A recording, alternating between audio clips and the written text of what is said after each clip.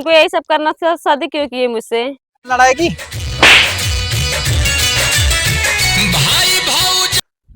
अपनी औकात में रहे ना तो मार के मुआ दे।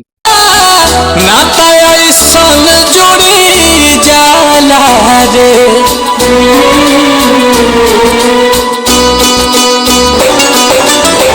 भाई भौजाई बाबू माई सब छूटेला नाता ऐसन जुड़ी जाला रे एगो रे से नुरवे कारनामा हो एगो रे से नुरवे। निशा बेटा, तुम्हारे गाल पे चोट कैसे लगी है?